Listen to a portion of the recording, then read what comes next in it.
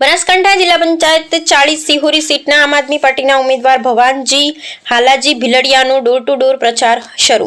બનાસકાંઠા જિલ્લા પંચાયત 40 સિહોરી સીટના આમ આદમી પાર્ટીના ઉમેદવાર ભવાનજી હાલાજી ભીલડિયા તેમના મત વિસ્તારના લોકો સાથે મુલાકાત કરી મતદારોને આપનો પવિત્ર ને કિંમતી મત આપી અપાવી વિજયના શિખરોમાં સહભાગી બનો।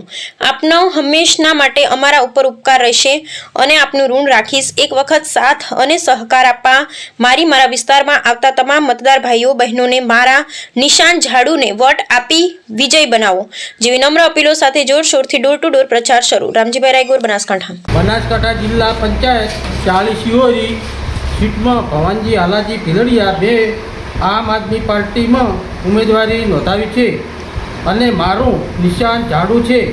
जो प्रथम मने साथ अने सहकार आपशो तो मारी प्रथम प्रायोरिटी गरीब लोकोना आवास गटर माटे, आरोग्य माटे, पीवाना पाणी माटे, रोड रस्ता माटे अने आम आदमी ने मदद करवा कायम खड़ा पगे रहीश तेवुं हूँ मीडिया समक्ष लोकोने मारी खातरी आपू छूं।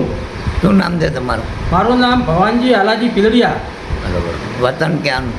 चेखला, तालुको कोकरेज, जिल्लो बनासकांठा। બરોબર। એટલે તમે જિલ્લા પંચાયતની સીટ સિહોરીમાં हाँ, આમ આદમી પાર્ટીના आम ઉમેદવાર? आदमी पार्टी जिला में हूँ सिहोरी सीट पर लड़ू छूं। બરોબર।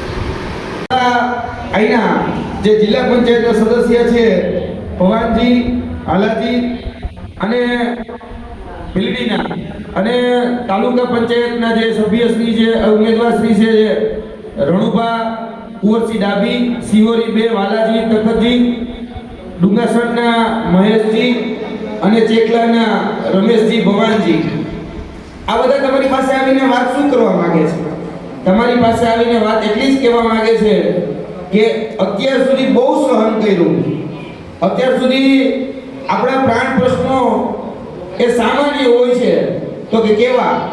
તો કે ભાઈ આપણા વિસ્તારની અંદર સારા રોડ નથી, પાણીની વ્યવસ્થા બરોબર નથી।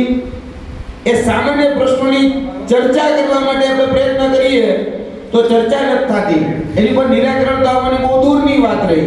કાંઈ ચર્ચા કરીએ કે સાહેબ અમારા રોડ જરાક જોજો ને ખરાબ છે તો તરત જ દેખાડવામાં આવે પેલા હિન્દુ ખતરામાં છે।